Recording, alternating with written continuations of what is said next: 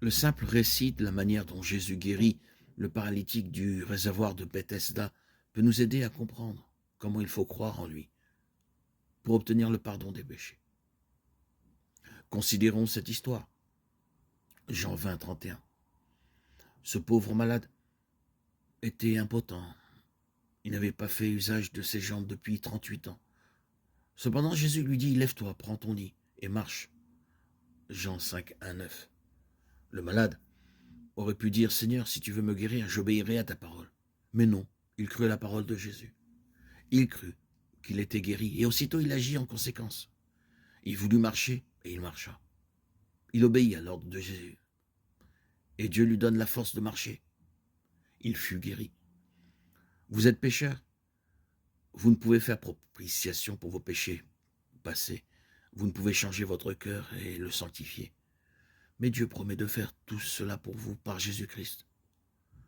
Vous croyez à cette promesse? Vous confessez vos péchés et vous vous donnez à Dieu. Vous voulez le servir? Tout aussi certainement que vous faites cela, Dieu accomplira sa parole à votre égard. Si vous croyez à la promesse que vos péchés sont pardonnés et que vous êtes purifiés, Dieu transforme votre foi en réalité. Vous êtes guéri. Tout aussi certainement que le paralytique auquel Jésus a donné la force de marcher, dès qu'il crut à sa guérison, la chose est. Dès que vous croyez, n'attendez pas de sentir que vous êtes guéri, mais dites, je le crois, la chose existe. Non parce que je la sens, mais parce que Dieu l'a dit. Jésus nous dit, tout ce que vous demandez en priant, croyez que vous l'avez reçu, et vous le verrez s'accomplir. Marc 11, 24. Mais une condition est liée à cette promesse. Notre requête doit être conforme à la volonté de Dieu. Or, c'est la volonté de Dieu de nous purifier de tout péché, de faire de nous ses enfants, de nous permettre de vivre saintement.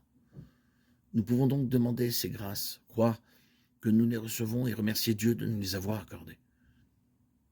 Il ne tient qu'à nous d'aller à Jésus pour être purifiés et pour subsister devant sa loi sans confusion ni remords. Il n'y a donc maintenant aucune condamnation pour ceux qui sont en Jésus-Christ. Romains 8, 1.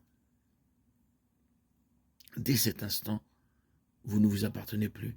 Vous avez été rachetés à grand prix. Ce n'est pas par des choses périssables, par de l'argent ou de l'or que vous avez été rachetés, mais par le sang précieux de Christ, comme d'un agneau sans défaut et sans tache. 1 Pierre 1, 18, 19.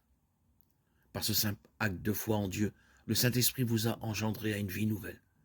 Vous êtes maintenant un membre de la famille divine. Et Dieu vous aime comme il aime son Fils.